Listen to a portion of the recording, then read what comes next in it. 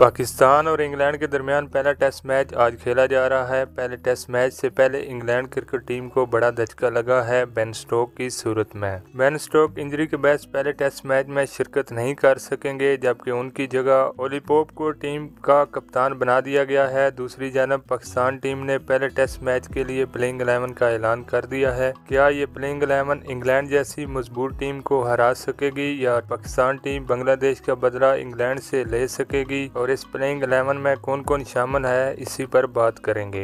England के खिलाफ पहले टेस्ट मैच में पाकिस्तान टीम 3 फास्ट बॉलर और 1 रेगुलर स्पिनर के साथ मैदान में उतरेगी। पहले टेस्ट मैच के लिए पाकिस्तान की प्लेइंग 11 ये होगी: कप्तान शान मसूद, वाइस कैप्टन सऊद शकील, बाबर आजम, साइम अयूब, अब्दुल्ला शफीक, मोहम्मद रिजवान, सुलेमान अली आगा, आमिर जमाल, शहनशाह अफरीदी, नसीम शाह, इब्रार अहमद। पाकिस्तान ने आमिर जमाल और इब्रार अहमद को शामिल करके टीम को मजबूत करने की कोशिश की है। अब देखना ये होगा कि ये दोनों खिलाड़ी पाकिस्तान को फतहयाब कर सकेंगे या नहीं। पाकिस्तान क्रिकेट टीम के कप्तान शान मसूद का कहना था कि आमिर जमाल के आने का फायदा होगा तसलसल लाने के लिए बैटिंग लाइन को बरकरार रखा है। आमिर जमाल ने ऑस्ट्रेलिया में अच्छा परफॉर्म किया है, इसलिए नंबर 8 तक हमारी बैटिंग है। कोशिश करेंगे इंग्लैंड के खिलाफ अच्छा खेल पेश करके जीत हासिल कर सकें।